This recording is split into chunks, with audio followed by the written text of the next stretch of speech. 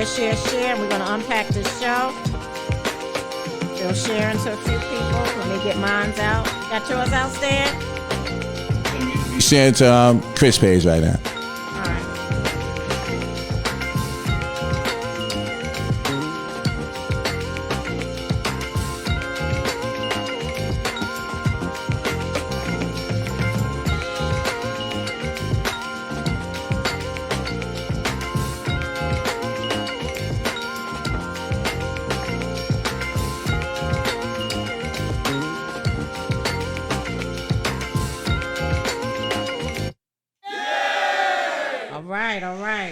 Welcome. One night to one people. Hey, so welcome to the One Night to podcast. We have been in a little hiatus. We are back in the building, people. For those that don't know, I'm Saundrea Coleman. I'm one of the co-founders, co-hosts, executive producer of the show, as well as Stan, the production manager. Yeah, she runs it all. Show administrator. But we have a phenomenal team. Missing two today, Rock and Money Mike. But we're going to get through this, and we have a guest. We also have some filming being done here and some audio being done. So we're being watched also. So welcome again, everybody, to the One Night podcast. We are happy to be back with you all. As you know how we do the show, we go into our week, the co-hosts. We tell you all what we have done, and, it's been a few weeks that have passed. But I'm just going to kind of wing it for me. For those who know, follow me on Facebook. I just had surgery on my hand, so. But I'm okay. I had surgery on my hand, and making it through the Homicides Coalition, which I'm a co-founder of. We've been doing some great things. On October 22nd, we had a Entrepreneurship Empowerment Day held at the Isaac Center. When NYCHA was represented there, as well as other entities, and people came out to sell things, to give information. We had two authors there, so that was good. On Halloween, we did a Halloween party in conjunction with the Isaac Center. That was phenomenal. We hired a DJ that is from the community. Okay. At the end of the day, community matters. And now we're just, continuing to do. We feed next week. We feed on the third Saturday, Homicides Coalition. We feed the community on the third Saturday of every month at 1 p.m. And Holmes Towers has a community fridge, and also the Isaac Houses is going to have a community fridge as well. But we're going to still continue to feed because the need is there. Great. What else is going on? We're gearing up the Homicides Coalition for our December meeting. We didn't do the November meeting. My co-founder, one of her kids was sick. Okay. We just said, no, we'll just cancel because we co-facilitate the meeting. We still could have had it. But at that meeting, I'm going to give away some PPE. And on Saturday, I'm going to give away some PPE and some test kits. They have an expiration date. Mute your phone, whoever phone is open, because there is an expiration date, for those test kits. And another thing we're going to do at our meeting is on our agenda this month, in December rather, we're going to talk about privatization. We want to inform residents about the Preservation Trust as well as RAD. We're not new to the infill proposal, which we won. It was a 4-year fight. So we won. Residents of Holmes Towers and Isaac Houses. We stopped the infill proposal, and that came to us in 2015. So that's how we really got deep into the organizing efforts around public housing and as well as for funding. And I'll put a pin in it and say in 2015, we were asking for $2 billion to fund all of NYCHA. Now we're at $40 billion. So look at that. Look at the disinvestment, over the years. So I'm going to turn it over to you. Yes. Stan, tell us about your week and what's going on. Well, I had a very great meeting with Congresswoman Carolyn Maloney and also AOC, Alexandria Ocasio-Cortez, who's now going to be taking over some of her district when she leaves. And again, I just want to say we're going to miss you, Carolyn. You've done great work representing NYCHA residents, and you're going to be sorely missed. So hopefully AOC picks up the ball. And taking over some. She's taking over Astoria houses. Taking over some of her districts. Right, some of it. Because of the redistricting. Because of redistricting, right. She's not, Right. So Carolyn's retiring, but the redistrict got right. So the redistricting has us now with AOC. Right. So we're hopeful that she's going to be as proactive as Carolyn was. So we're gonna soon find out. Who has Queensbridge? I know Julie Wong is a city council person I'm dealing with. I'm not sure of the congressperson, but I know Julie Wong, who's who I've been dealing with, in terms of that. And I'm going to find out because I know it's been a lot of switching around, and it's a whole new regime, so to speak. Right. And we're just hoping that they are going to be, what Carolyn was, in terms of it coming to the management office. I mean, she did all of that. Yeah. Whether there was cameras, not cameras, whether the media, not media, so, I'm hoping for that same level of assistance from these elected officials. So we need you. The weather's about to get cold now, so we're going to get into the, the gas outages, the heat outages, so this is when we're going to need you the most. Just want to give a big shout out to Just Fix. We sent a letter of complaint for a resident in Queensbridge. There was a fire in her building, and her whole hallway got sooted up. Wow. And they never came to paint her apartment. So they came and painted the hallway and left her like that for several months. So she gave a call. We did a letter of complaint. We went down to the manager's office, made some noise, and thankfully the work got done. She called me and texted me yesterday, and she thanked us one night, so for actually standing with her and getting the work done when no one else was able to do that for her. So very, very, very, very important. If you have issues in your apartment, you can file a letter of complaint that'll go to your management office, and we will assist you in that. Yeah. So there's no need to suffer in silence. If you're dealing with no heat, if you have no gas, I don't care where you are in the city, we can assist you and get your elected officials involved to make sure that those repairs get done. So do not suffer in silence if you're watching the show. Yeah. Last, on the national level, we see that we are still in control of the Senate, me and the Democrats. I'm not necessarily a Democrat myself. I'm on the independent side, but it is important. Switch your party? If I'm to run again, then I'll probably run as an independent. Democrats and Republicans, they all are kind of sold us out to a certain extent. Okay. But if the Republicans have won the Senate, I believe there'd have been no chance for us to get any funding from Washington. So I'm happy to see that we eked out, or the Democrats won, and our friend Chuck Schumer, who's a friend of our show, should still be in that seat, and hopefully, Chuck, you can deliver and bring this to the floor again. Yeah. And hopefully this time we can get this funding. So I'm very excited about that. I know we're still waiting to see how it turns out in the House. So hopefully we can win that as well, and then regain this fight for fully funding NYCHA, which is what we need the government to do. So that's been my time. Glad to be back. We've been away for a while, but we're right back here. We got a special guest. You want to introduce him? No, you can introduce him, but I just wanted to piggyback. Okay. Congresswoman Carolyn Maloney actually called me the other day. Okay. She wanted me to come out. I was kind of busy, though, to a rally regarding Hochul for her election. Yeah, Hochul won too. Yeah, wow. So we talked, and but it was nice. I was on the bus, and I was like, "Oh, hi, Congresswoman." Right. She does. She picks up the phone and calls me. So I feel honored, and I'm really going to miss working with her. She stood with us during the infill proposal. Right.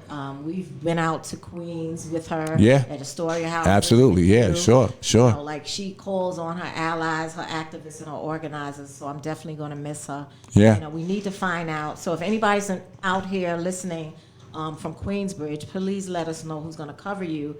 If it's not AOC, because I don't know with this change, right? With this redistricting, and I did testify. I think it's Vasquez. That matter. I think so. I believe so. Matter of fact, yeah. In fact, I'm actually supposedly going to have a meeting with her soon. Okay. So that's who it is. Right, exactly. I know Julie Wong is the city council for the area. I was concerned with who's their representative. Right, absolutely. So, she's also she voted for the preservation trust. So unfortunately, so we're gonna see how this works out. But she had that. She was trying to get the billions of dollars. Right, she was doing that, but then she sort of made a little U-turn or a detour, from the plan, so to speak. So I guess we have a chance to discuss that. We can differ as far as that's concerned, but when it comes to the repairs, though, you got to be there. You got to be there like Calvin was. So we're gonna see what happens. Yeah, we got to see, but we definitely need people that's going to advocate for us. That's in legislation. And I also want to give a shout out to Alex Boris, who was our last guest. Right? Did he win? He ran for assembly. He didn't run, so congratulations to him. He may not have, because he's taking Dan Court's. He may not have any NYCHA residents still, like any NYCHA complexes. But Dan Court stood with us. Okay. In Enfield. Okay. So, and we have an ally in the assembly in him. Okay. That's one more for us. So, and I just want to tell all the residents that are against this preservation trust, please, please, please make sure you go to your meetings. Make sure you're there for that vote. And we need organizers like Stan, myself, and others. We have to flood the streets and Yeah.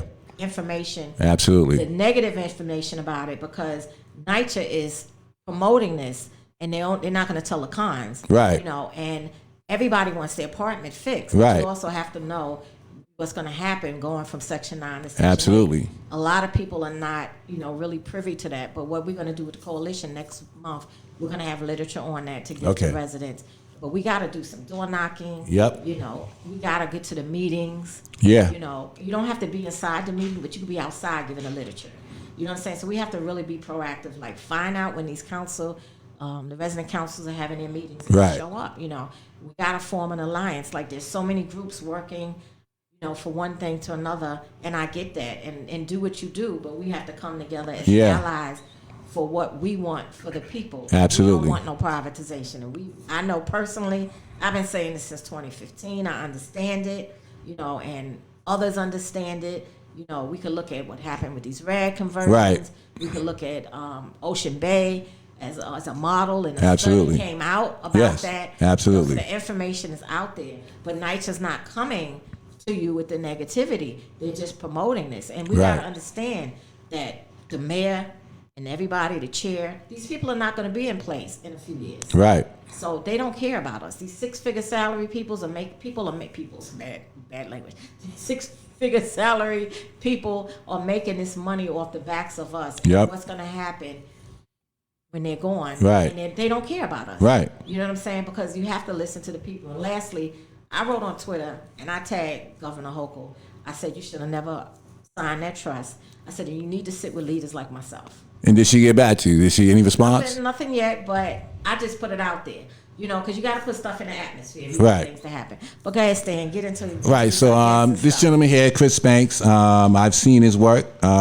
He does a tremendous job working with residents in East New York. I've seen videos. I've seen him just doing the work. And it's important is that there are developments there that have been privatized. So a lot of times this narrative doesn't get out. So we thought this is a very important show so we could talk about what's happening in those buildings that have been privatized with an organizer that's working with residents. So I'll say no more. Chris Banks, tell folks who you are, the work you're doing. Welcome to the One NYCHA Show. The show is yours. Well, guys, thank you so much for inviting me today. And it's always good to be amongst, folks who are activists and who've activated their activism and, who's fighting to make sure to keep NYCHA affordable. Absolutely. And not redefined and poverty pimp folks. So in East New York, which is, I believe, one of the greatest communities in the city of New York, we have about eight to nine housing public developments. And we have about at least 4 of the developments that have actually, 3 that actually gone, actually Rad Pack. Actually, they didn't get a choice. But nevertheless, they were just taken over. And NYCHA once again sold them a bag of goods. It's paramount. It's akin to what the Europeans did to the Indians. Right. When they just, gave them all these great quote unquote things that they thought was treasure or whatever, and come to find out it was definitely nothing valuable in it. But nevertheless, we have Penn Workman houses, we have Boulevard houses, and we have Linden houses, which are actually now Rad Pack. And they're experiencing the I call it the storm. Wow. Where they were sold, the nice kitchens, the new bathrooms, all these great things were gonna come. Okay. And now they're being told, well, in order to get there, you gotta feel the pain. You gotta go through the headaches, and we're seeing that these headaches are definitely, it's destroying folks. It's leading to displacement. It's leading to everything we said would come when Rad Pack took over. And not only that, but there's a development, Pink Houses. which is now, I believe, December projected. They're supposed to actually be voting. They actually Okay. the first development Preservation that Trust. will have right to be able to have the choice between Preservation Trust and Rad Pack. So we are in the process of organizing those tenants and educating them on the differences. And that's going to be a fight because obviously, folks are so beaten down from NYCHA. Right. Desperate for repairs. Right. Desperate for repairs. Yeah. And it's like, okay, is this the hard to- white horse that's coming to save us? Right. And folks are confused, and we want to educate the folks out there so they can make the right decision. Right. Obviously, I'm not in support of the trust. I'm not in support of Rad Pack. I'm for much more self-management. Right.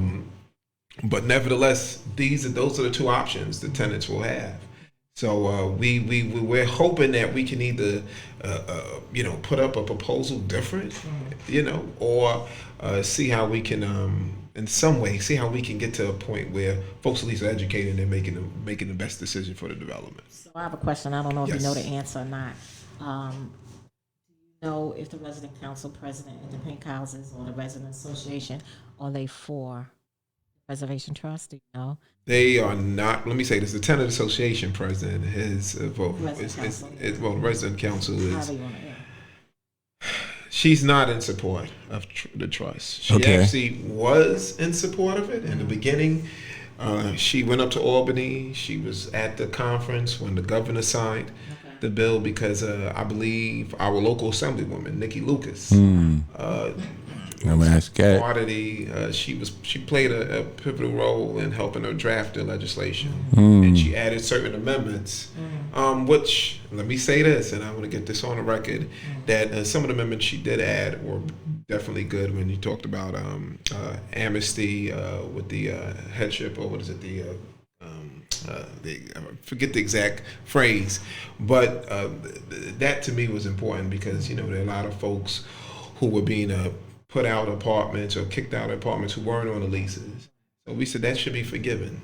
That should be forgiven. And you had a lot of the composition of households changed after the pandemic, and you had a lot of folks that came home to take care of their parents, weren't on the lease. So I believe that a reasonable commendation. because NYCHA's generational. Right. If it needs to be, Right.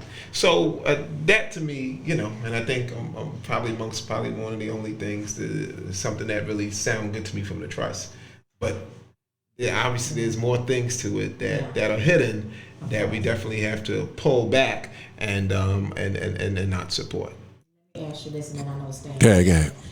So the Boulevard houses, I know that's Preservation Trust, but you mentioned them as the developments that you've been organizing. I met a lady because I helped a resident on my floor get repairs. I didn't know the seniors' apartment was so horrific that about over 2 weeks. Now I don't think it was 3, but about 2 weeks, 6 days. I sent an email out, and I want to say shout out to Danny Barber, because anytime I reach out to him, he takes my email and he in turn send it to Greg Russ and everybody. But I reached out to him on a Monday at her door working there. I remember I that. sent pictures. Right. And Stan also helped. We still had a complaint. Yep. But then when I went to testify in City Hall, Right. and I ran into Brad, I believe it was Greenberg, from the compliance unit. He knew me from our court case. Okay. Because we sued NYCHA on December 13th. He said, hey, this Coleman. And we're talking, and I said, wait, look at this lady's house. I just got this tenant repairs done. I said, well, look at this. And he said, oh. I said, Boulevard houses. He said, oh, then that's a new conversion. Right. We're still responsible. So they relocated the people. So I'm saying this and I'm bringing it up because of the fact, if you're going through a new rad conversion and your apartment is atrocious, NYCHA has to do the repairs or relocate. Right. You don't have to sit and wait for this private entity to take care of you, which NYCHA didn't take care of. Right. So how long is it going to take? But I just wanted to share that. But it's interesting because in Linden houses, I've dealt with many situations where tenants. Well, I'm dealing with one particular situation right now. This actually a couple of days ago at a tenant association meeting, a senior who has a disability, and she moves around in a mobile chair.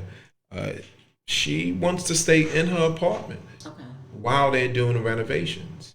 Because what we're realizing, the folks on the ground who are doing renovations, half of them don't speak English. Wow. And that's been an issue too, because the tenants that have stayed, they say, well, listen, when we ask them to do this, do that, you gotta cork this. It's like you gotta sit there. And I'm like, well, the reality is that I would say tenants should stay in their apartment while the construction is taking place, because we've seen where tenants have left and they've been displaced, and the apartment was still fully not completed. They had to come back, and it was like it was a headache. But you know, one of the other issues is, and I know Stan. Yeah, I was going to. One of the issues, because I want to pinpoint on what he's saying. Right. Staying in an apartment, I wouldn't want to move. You know what I'm saying? I wouldn't want to leave. I get that. But also staying in an apartment with the construction, you're being exposed to asbestos. Right. And That's right. That is another issue. Right. If they're not testing and doing these repairs, that's a problem. Right. Well, that's something they're supposed to do prior to. And we know that's... You're talking about NYCHA. You're talking about another private management company. Yeah. But I'm saying you're still talking about NYCHA. Right. They're the ones that have to get the contractors to come in and do the work. And that's the dangers with these repairs. Well, I mean, but with Rad Pack, no, the actually Rad Pack is responsible for the contractors. Right. NYCHA has been lying to the residents, and they said this in the beginning, that they were going to serve as an oversight body, and NYCHA has been totally absent. They said that if there was issues with the new management and the tenant, they would be the mediator. And that has definitely not. NYCHA has. They washed their hands. They walked away. And not only that, but there's also been issues. No one knows who the real owners are. We had a situation where a particular tenant sued for repairs under the new management. Went to court. She named the CNC management, or what they call Linden Preservation, and they threw out the case. They basically argued against her and said that they're not the owners. You can't. The AG should get involved. The Attorney General. Yeah, so I mean, you can't have a situation like that, because then who's accountable? Who's accountable? So you can't do that. You can't do that. Realize. So they basically said it was NYCHA. Well, they didn't say NYCHA was the owner, but they said they're not the owners.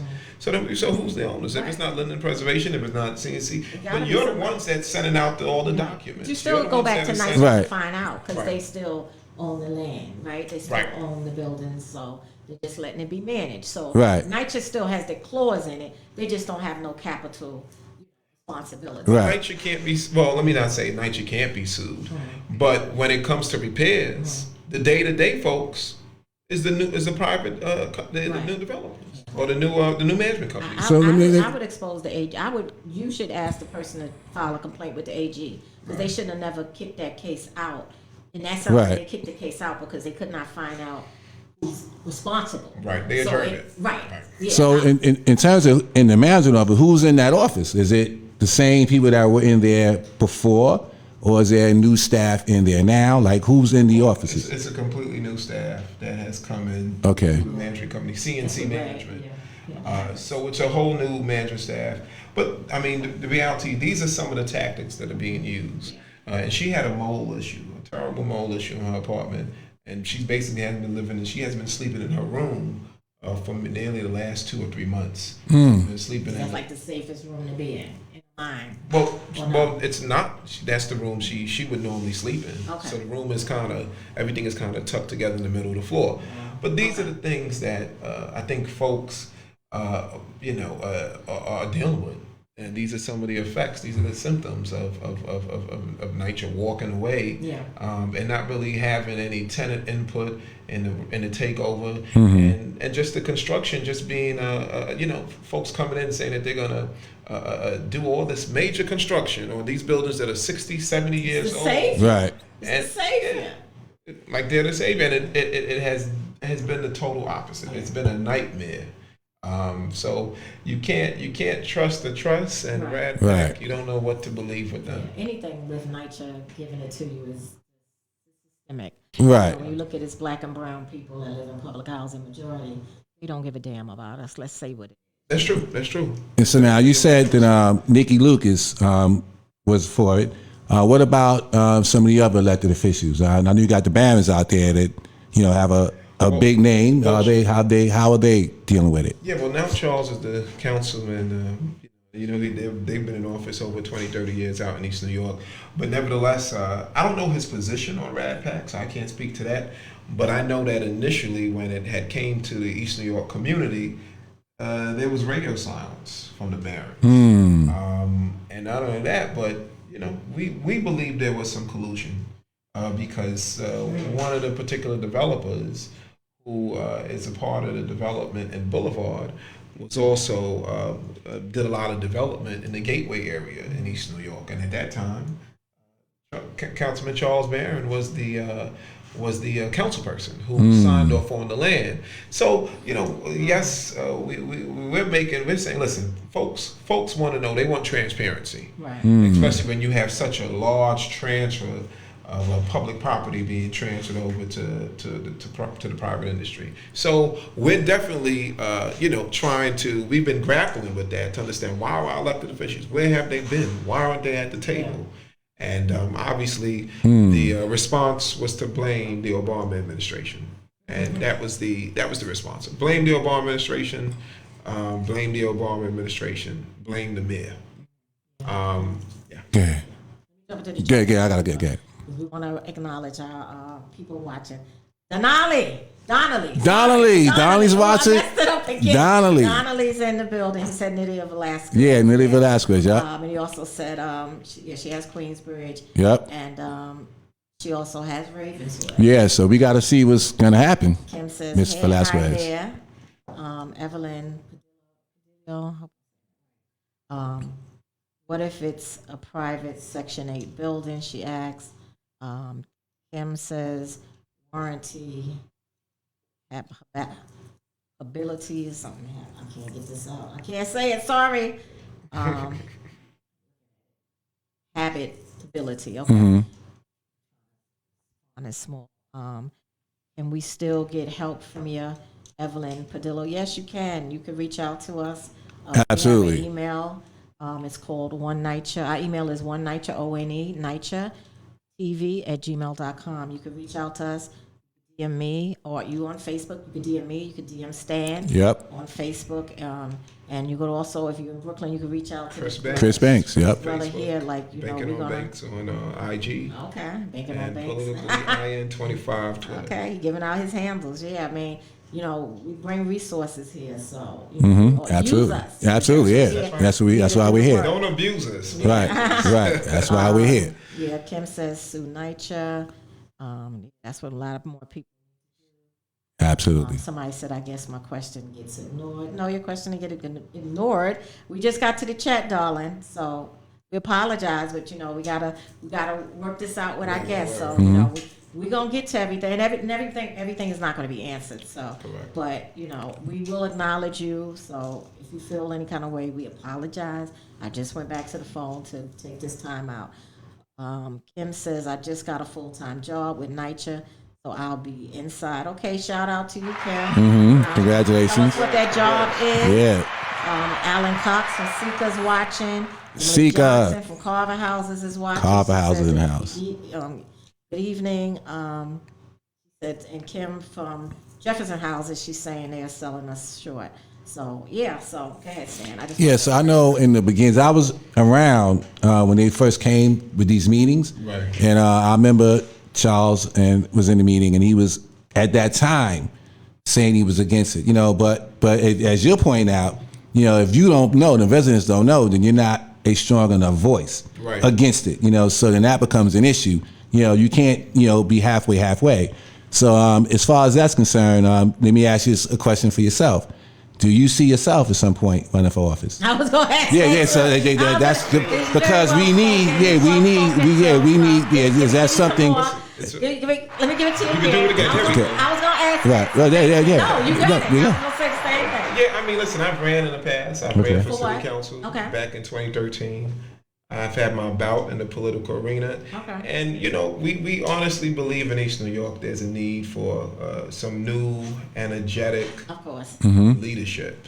Right. And this is about, it's about encouraging folks to get involved. I like to say activate your activism. And now those of us who have organized during the George Floyd and was out there protesting, getting I was arrested. one of them too. Right. Same here. Yeah. We were proud to be out there. Even those of us who went out, I was one of the folks who went out to Minnesota, and we protested out there. Nearly lost my life, but it was for a great cause. But now we have to turn that energy, and I tell folks we did the activists, and now we have to get into these institutions and make a change. Absolutely. There was a lot of energy there. We got to keep the energy going. So, yes. My political future is near. Probably will be running for the city council. Okay. Cycle that's coming up. Yeah. And Because of the census. the census has changed. So obviously, lines have been changed. Yeah. But nevertheless, the character of the 42nd Council Mag District hasn't changed. But we still have a large population of NYCHA residents. And obviously, we have a neighboring district, which is in Brownsville, which is the largest concentration of public housing, I believe, in the city of New York.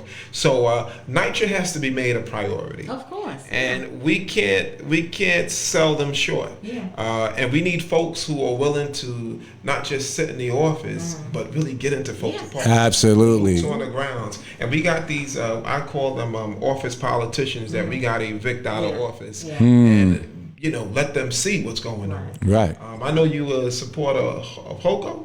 No, we're not supposed.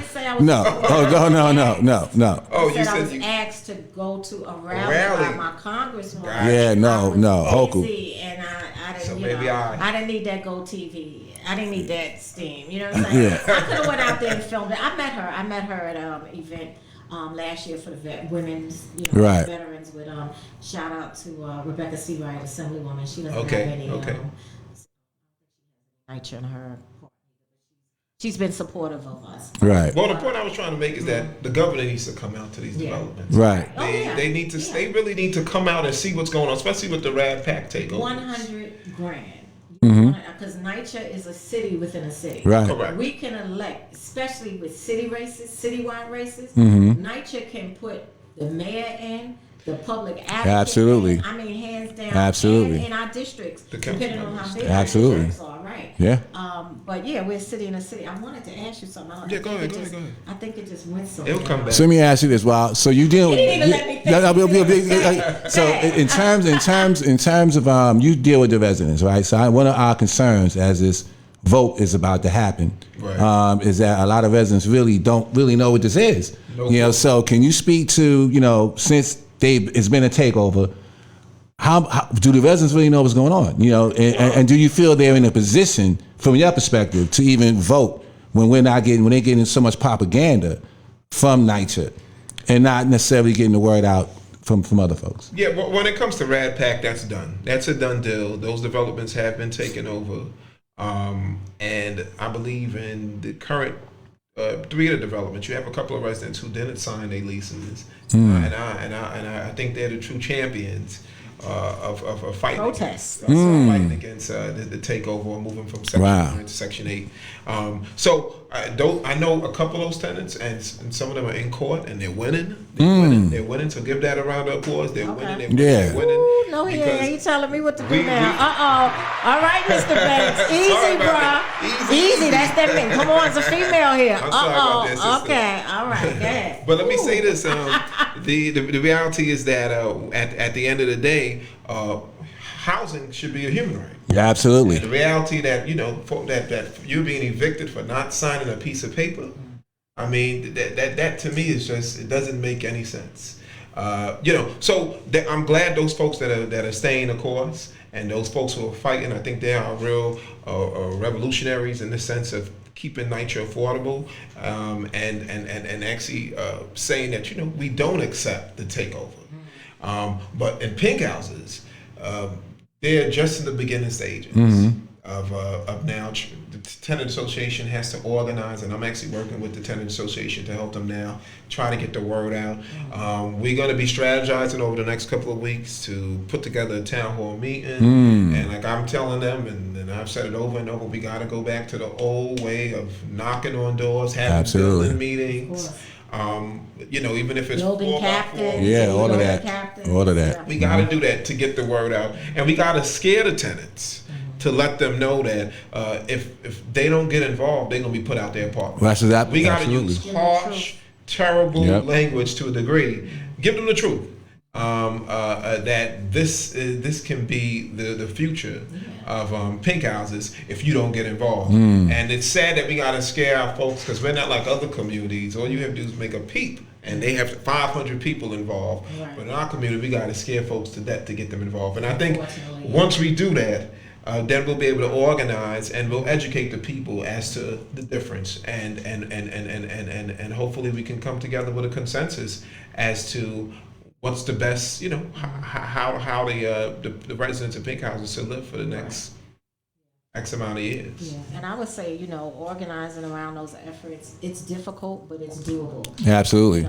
We're going against a regime that has money. Correct. Right? They have funding to hire organizers to Right. door knock on our doors Right. about RAD and Yep. the privatization. When it was the blueprint back then. They were Right. knocking on our doors. They hired organizers, and some of the organizers I spoke to was basically like, "I'm doing a job, but I'm not with this." Right. That's You know right. what I'm saying? I'm Right. doing this job, but I'm not with this. Right. And that's crazy because you're hiring people. They gotta do it. So, Right. And that's so unfortunate. But I just want to tell people, continue to fight. It's okay when some people get tired, because you can be defeated and depleted in this fight. But it's people like you. Right, absolutely. We did 4 years fighting infill. That's Right. a long time. Yep. 4 years is a long time, but we kept it going. Right. We marched, we protested, we did City Hall. Was presses on the steps of City Right. Hall, 250 on the Broadway. grounds and stuff. You have to do what you have to do. Absolutely. And get your allies together and just. And those that don't have the energy and those that are putting their hands up, don't call them out and don't get mad at them. Right. They just don't have it. Right. That means you just have to get stronger for them. right. Because we're fighting for the weak and the oppressed. Absolutely. We're fighting for the children, future generational NYCHA residents, as well as the grandpas. Absolutely. And grandmas. Absolutely. You know what I'm saying?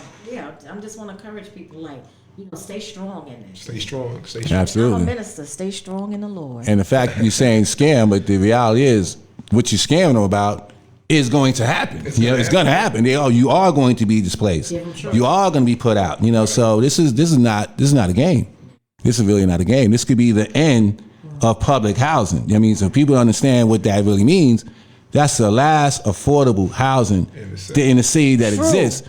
So if there's an end to that, right? So that's going to be an impact on everybody in New York. So whether you live in NYCHA, don't live in NYCHA, if NYCHA goes, there's nothing else affordable here in New York. So where you think all of us going to go? Whether you live in NYCHA or not, you're going to be removed out of here. And this will be a city for just the rich. The rich. And that's exactly where it's headed. So we can't have it. It's unaffordable now. Right. It's Right. segregated. It's unaffordable. Absolutely. Inflation, everything. And I always tell folks, there's inflation going up now, but in the black and brown community, we've always dealt with the struggle. Absolutely. It's always been a struggle. And so even though we're going through inflation right now, this is just most of us, we know how to survive. Right. I'm gonna dig into this because this is internal, but it's cute, so I'm gonna bring this up. Okay. So this is in our group chat. You seen it? Okay. So now we got sticky fingers coming on. Anybody ever told you look like sticky fingers? Oh, now. Yeah. I saw that Mike said that, right? Yeah, but Okay, it might. interesting. No, yeah, when it's cool. He cleaned up, you clean up, yeah. So that was cute. Yeah, I just wanted That's to a share good it laugh. with you. Yeah. It's internal, but Money Mike, I'm sorry, but I had to share it, because I don't know. People might you might get double takes and be wondering why somebody looking at me. The complexion and yes, okay. Interesting. Okay, that's You good. never heard that though. Yeah, no, never heard that. Wow. I've Okay, heard first other time right here. Mm-hmm. Right here on Night Show. All right. That's not sticky fingers, y'all. That's Chris Bent. things. There you go. So now, I know when we called, you spoke about some specific issues in terms of how the construction was being done. And you mentioned, I think, some apartments. You told me some things that blew my mind. So can you share a little bit about that so you can tell folks how unorganized all this work has been done. Yeah. I'll give you one example with boulevard houses where I've never seen this level of construction done, where they actually made a hallway. They built this long hallway to connect two buildings together that are side by side. So they ripped through two apartments. They displaced two tenants, and they built this long hallway that's shaped like a Z. And basically, because I guess the work that they were doing in one building, they wanted to cut off the elevators and then allow folks to. But the thing about it is that they never took into consideration folks who live on the 6th and the 5th floor, who were may have had medical issues or who have some type of disabilities, and how difficult it is for them to get down to the 3rd floor. I believe it's the 4th floor to get to the elevator. So I mean, there's a situation right now where a lady can't even. She left her apartment. She's in the hospital right now, and she can't even get back into her apartment because of the way it's set up to get back to her apartment on the 6th floor. Amazing. So she's stuck in the hospital, and this is an issue that we're dealing with. Yeah. So if it's not any form of displacement, Right. So even if because listen, if you live in some other place and there was construction being done, if they're obstructing your flow or your back and forth or whatever, that's you're forced to be some other place. That is displacement. NYCHA is. That's incredible. To anything they do, they do to it. What they should reach out to is entities that deal with people that are disabled. They should reach out to them and let them advocate for them. We have a lady in Holmes Towers on the 1st floor, but there's no ramp, so she can't go anywhere. She's wheelchair bound. She can't come in and out of her apartment? She's in her house unless she has a medical appointment and they bring her out. Wow. And bring her back. What about an emergency? Right, she can't be transferred? God forbid if there's a fire, she's trapped. They offered her apartments, but she doesn't want to go in a higher floor. And you get that. Right. She's on the 1st floor. Right. So, and she's been there. So, and it's so unfortunate. I actually visited her, when I was campaigning, and then I met her then, and I took her information, and then I went with her with someone else that was doing, right up on me, to visit her inside. But just thinking about this now, I've reached out to elected officials regarding this. So NYCHA, they need to put a ramp in. Right. They need to put a ramp in. Do what you need to do, and so this lady, but they don't want to do that. They rather move her into another apartment. Right. But they don't want to spend the money. Where she's, but they have to. Right. Like build a ramp. Right. You know what I'm saying? Yeah, that's incredible. That's inhumane. She can't go That's inhumane. That's insane. That's insanity. That's exactly. So have they sued? Has she sued? She hasn't did any suing. I connected her with Councilmember Julie Minon's office. I hope they're still following up.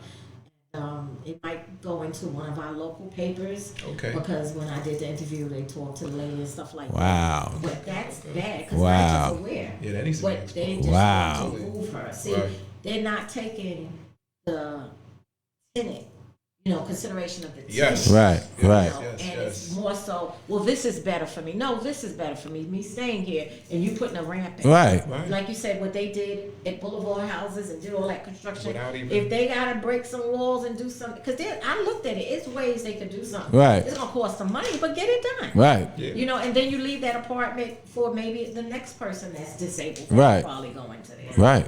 And again, this is the lack of facts, folks not being able to humanize folks. Yeah. Look at folks lack as of humanity. a human being. And that's something that you're seeing constantly with the development, that they're not taking into consideration medical concerns, the folks with disabilities, so forth and so forth. And not only that, but they're also looking at, you got to look at the fact that people are there are a host of seniors who are living in these developments who, if you move them, it could be a death sentence. Right. Right. We're talking about Miss Mary or Miss Thomas or Thompson, who's been living on that floor for the last 40, 50 years. Right. She knows she's familiar. Right. She's comfortable. She knows so-and-so down the hall. Somebody's looking out for her. Right. That village, it exists on the floor to floor. Right. Right. Don't mess with me on this floor. Right, exactly. So that they're not taking that into consideration. And those reasonable accommodations to me, it definitely shows how they're insensitive and they're about this is all about profit and keeping the poor people poor and under control. So this is what we gotta fight. And, we just gotta, we gotta continue to advocate for our folks. We gotta continue to fight, because we always get the shitty end of the stick. Yeah. And one of the things I noticed too, and I have spoken, I've met people, seniors that have downsized, that moved from somewhere, but they wasn't forced. right. So if they're not being forced, that's a good thing. Right. You know what I mean? Because I know people that have 2 bedrooms and the dog may have a bedroom because they don't need the space. Right. But they're there, they're a senior, they have medical conditions. So, like you said, you can't really force people out. My mother was a senior and had her 2 bedrooms. And they wouldn't let her add my son back on the lease. Right. You know what I'm saying? Because they said because of her age, which was Right. because of her age. They didn't want to put her and she had him on the income affidavit. Right. She was trying, because he was originally on and she took him off. She's deceased though now. But that was a battle. You know what I mean? Like, he's there with her. He's like a caregiver for her. Right. So, and he's family. Right. He went to the public school over there. My mother was very instrumental when I was working like a 4 to 12 shift with NYPD back in the day. That she was able to help my son. This is what Right. families do. Grandparents and people take care. So we gotta look at some things, and seniors make up a big bulk of NYCHA too. Right. That's true. Residencies. So Yeah, they do. I mean, it's a population that has, to me, been often forgotten, especially in the NYCHA developments. And now with the Rad Pack takeovers, it's all about the apartment. That's it. The individuals left behind. Right. And you're constantly seeing situations. I know I was dealing with a particular tenant, 82-year-old senior, Wow. where they started working on her apartment in July of this past summer, and they told her that it was only going to take 3 weeks to do the work.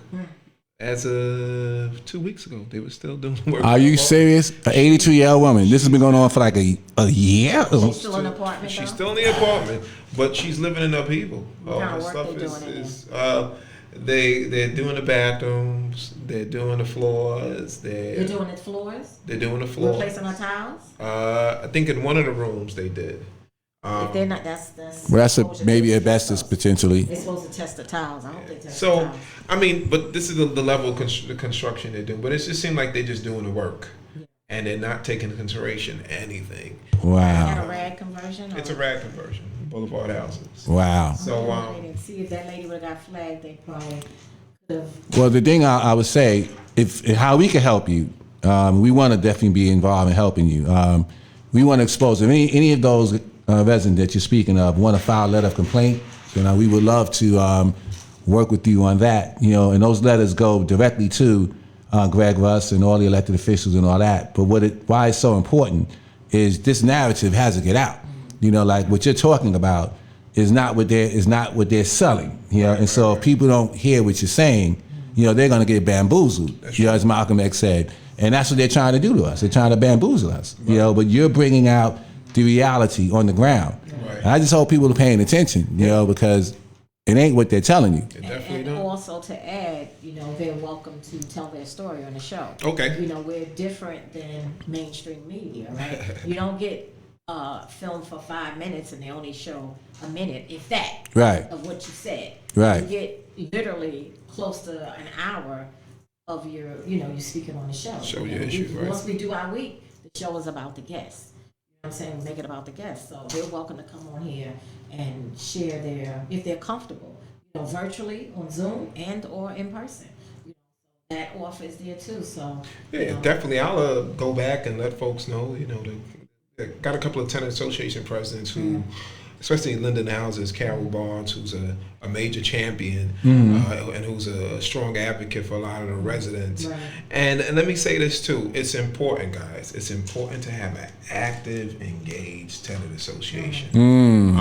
very much so. It does something. It makes things much easier for the tenant. And when they understand their role as board members and they're able to come together and collectively fight. It just it's beautiful. And in Linden houses, they have that. They have that in Linden houses. And it sounds like they're not rocking out with. They're more for the tenants. They are 100% more for the tenants. NYCHA, because we have some that do what NYCHA, whatever NYCHA says, or they rock out with just NYCHA instead of really being about the tenants, because that's what it's about. Well, they are 100% for the tenants. And what about the boulevard houses? What about the? Well, boulevard houses, the TA president is, the board is there, they're working. They're trying to, they're trying to find solutions, because obviously RAD and PAC is there right now, and the reality is that we now they're here. We gotta make sure that when the apartments are getting done, that they the work is getting done. They're not leaving holes in the apartment. We have complaints about them starting other apartments and leaving apartments with big old holes in them. Yeah, not coming back. And I mean, there's certain things. And which has caused infestations of rats. Right. That infrastructure period. The period is, and then you also seeing too. Obviously, infestation of roaches that exists. Obviously, with heavier construction, you're seeing the rats. Yeah. Oh God, I can only imagine. They're here in the city anyway. So right. It's like, okay. Yeah. Oh, you messed up. We messed with my earth. Right. I'm coming in the building. Right. But I wanted to ask you, because like we spoke about the resident association, conversions. So they stay in place, correct? Yes. And are they able to still have their elections? Or who's going to run those elections then, since it's not nice? That's a good question. Well, let me say this: for Linden houses, they had their tenant association elections, I believe, right before the conversion had really come into effect. And a new full board was elected. Some of them, but some of them were on the board before, but they had stepped aside. But they had these are residents who have been in Linden houses over 20, 30 years, and they're at a good age to be able to fight and organize. I think one of the issues, and I think this is something that's going to come up, especially with RAD and with the takeover, TPA money. That's something that that is going on with Linden, where the tenant association, that money's now been passed over to the management company or to the new owners, and they're actually distributing the funds to the tenant association, and I find that to be not a good situation. No, that's horrible. But the money they already had, they still have, right? If they had anything in their kitty, they still control that. But a lot of that money is probably spent, because they, the old board, because this is the reality that when there's a tenant association, old tenant association, they know they're going out, they splurge on family day or whatever the situation may be, and they leave the kitty empty, and they wait for the allocation they normally get from their local elected. Right. So, but the TPA monies obviously is a separate pool of money that's protected. Right. But one of my concerns is and questions is, and maybe you can find, I don't know if you can answer it now, because these are new conversions. Who's running elections when the election comes up? That's something. We have to wait and see on who from the management company.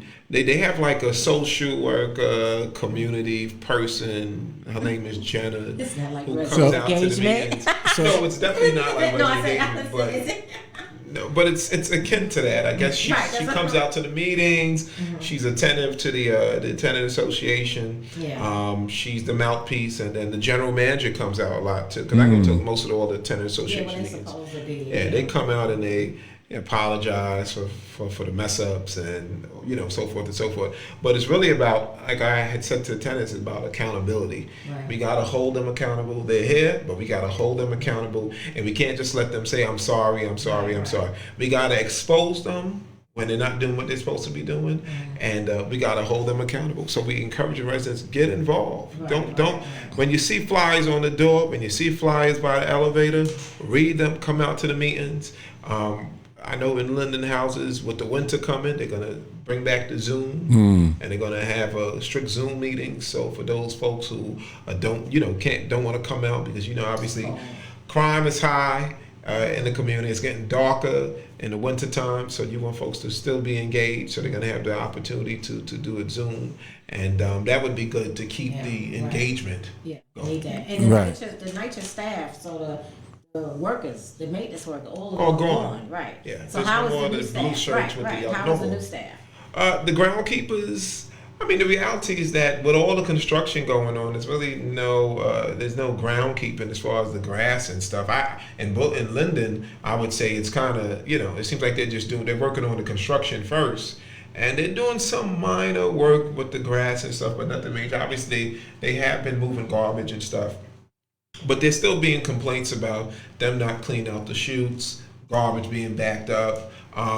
Not cleaning. We just had a situation where a senior said that they cleaned every floor in the building but the 8th floor.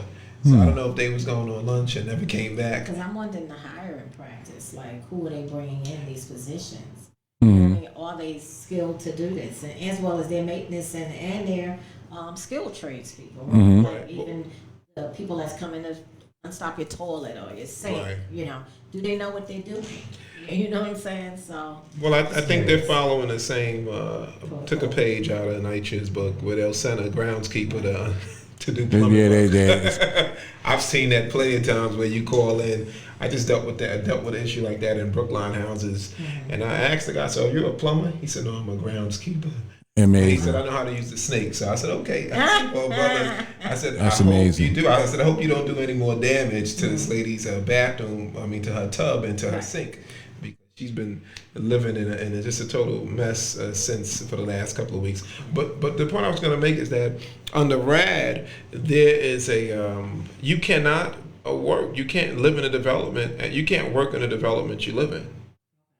So that to me makes no sense, because under NYCHA, you could work. The TA president got X amount of jobs where they can actually recommend folks to get hired to work the grounds and be groundkeepers. So that's taken away. Totally gone. No, they have it, but they would have to work in another development. So that to me doesn't make any sense. I see it, but I don't. But I can get it too. I could see that the manager, like say if it was a manager, they shouldn't be in a development they live in, because that's like kind of difficult. But a caretaker, yeah. But I could see it. It would build up the community. The city, but the city's so. I mean, but the whole thing is as long as they're getting a job. Too. Right. That's the main thing. So we want them to get the job, but I don't know if that's in their rules and regulations. So that's something that. Well, that's something that we were having a discussion with the tenant associate's president. They told her, CNC told her that they would not. They're not hiring. If you lived in the development, they couldn't hire you. They could send you to another development to work on the other properties to work. And one thing I do want to mention, to let folks know, like we sued Queensbridge. So I think what would be, I told you when I was at Justice for All. So I think what would be very powerful, could be very powerful in these developments, especially the Rad Pack developments, is that we should be suing. Because that would be the media. Right. The media come out to say, well, this is what's really going on. This is what's really happening. The story's not being told. So if y'all want to work together on that, we could bring this to light. Let folks know that this is what's happening, and get the media involved, and then find all those elected officials who say they for it. Now come out and see what you're going to say at this particular point. At that point. Yeah, I agree.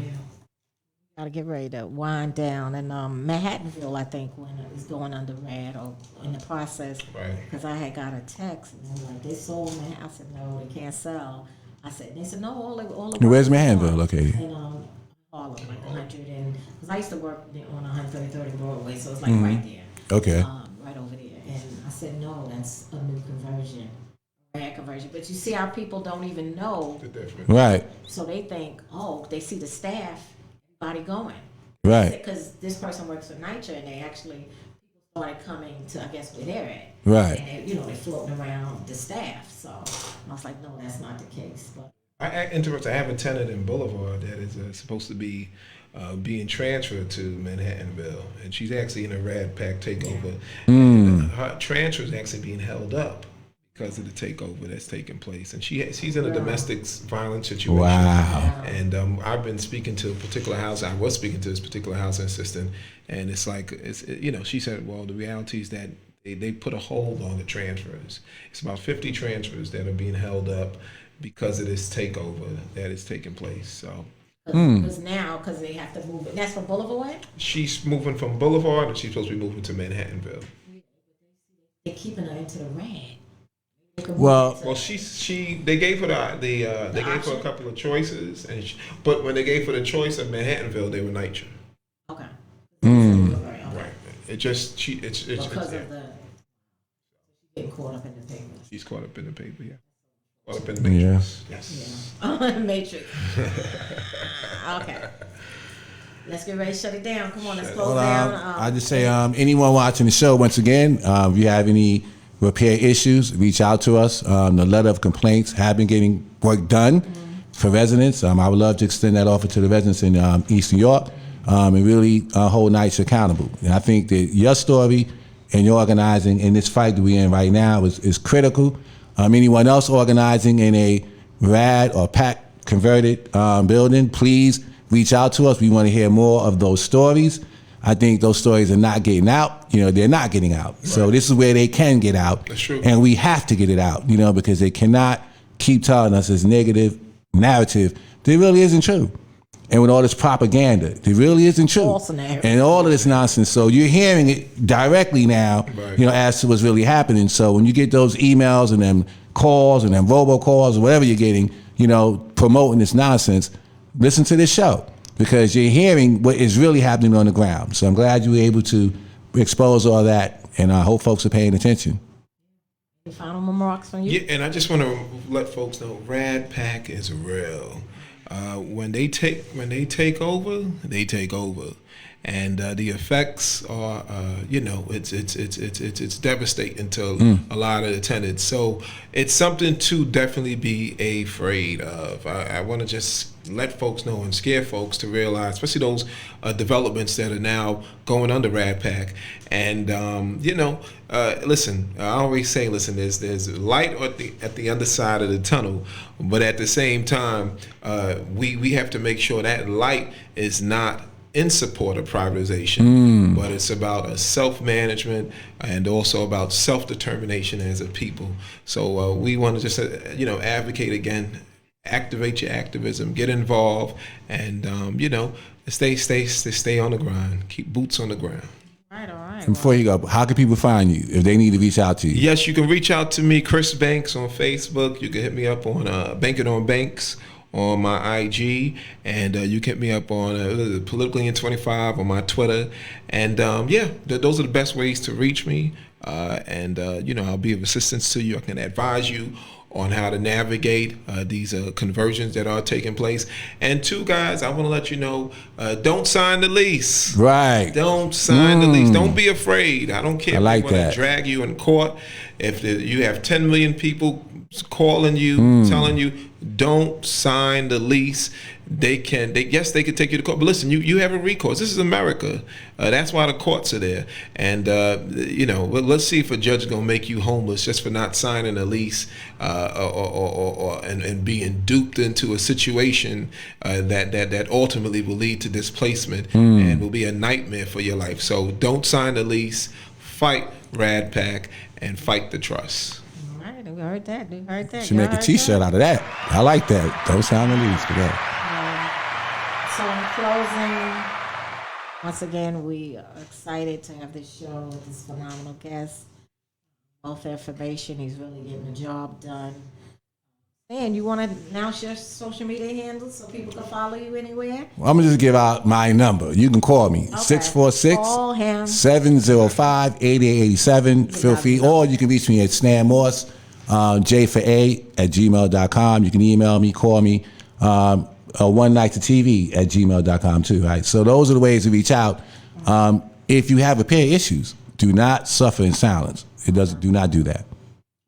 So for me, it's I'm not giving out my number, but people slide up in my DMs often. So if they need help, so slide up in my DMs. As long as you're keeping it professional. There we go. That's how I meet a lot of reporters and stuff. They slide. Even somebody from Channel 7 slid up in my DMs and reached out to me. So, but with that said, you can reach me at Saundrea Coleman, SSAUNDREA Coleman, Coleman.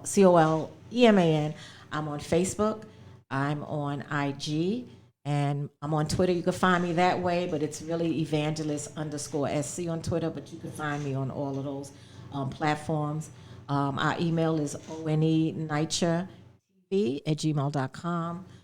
We answer the emails, so please email us if you need any help with anything, you want any information, you want any type of literature sent to you that we may be privy to, we will send that to you. I also want to just, we haven't been on in a few weeks. My condolences to Takeoff's family. That such a senseless, tragic killing. Is just so much coming out, and we really don't know if it was an accident. Accidents, for sure. You're just hearing so much, but I know the police has, they really know, and everything is not out. And I've seen a lot of footage. I've really been following it. Say that I want to shout out to Gene Deal, who has his book out, so I want to give him some. You can find his book on Amazon. He was a bodyguard with Puffy. He was there when Biggie was killed. So I watch his show quite often. So I just wanted to shout him out because he has a book. I didn't get it yet, but I'm going to get it, and I want to get it signed because he has an array of stories and truth. And with that said, Dan want to say something else, and then I'll just want to give a shout out. You are part of a documentary, right? So we have Natasha in the studio now, and could you talk briefly about this documentary about public housing? Oh, well, Natasha's doing a documentary, and I think it's a broader documentary on, obviously, the Rat Pack takeovers in public housing, and just kind of getting the raw information on how folks are going through this, and just people's positions on the Rat Pack trust, and just kind of seeing day to day the lives of people in these NYCHA buildings and what they're dealing with. So it's going to be a great documentary. She got a lot of footage, and definitely she spoke to a lot of residents in East New York and through a lot of the developments, and we're hoping that it can highlight and in the same time expose and teach folks, serve as a teaching tool for those developments that will be coming under the Rat Pack takeover over the next couple of months, next couple of years, and any public housing developments on a national level who are also dealing with these takeovers. So if we can be a part of that and serve as hopefully an example of fighting against it, I think will serve as a great impact. Okay, so we're gonna close the show out, and you gonna close it? I would like to. Yeah, please. Anything else, Dan? No, that's all. You got me in a kind of way, and I really don't show that. I know, but yeah, okay. Come on, you got to do some notes, bro. Come on, do some notes next time. We can't do that. We can't be closing the show. Sorry, guys, and then we go into something else. But anyway, then I'll just say shout out to Thomas. Copeland is here, Columbia University journalist, he's featuring me. Really good. But anyway, we're about to sign off. One NYCHA, one people. One NYCHA, one people. One NYCHA, one people. We're lifting off, you all. Hold tap. Thank you. All right. Good show.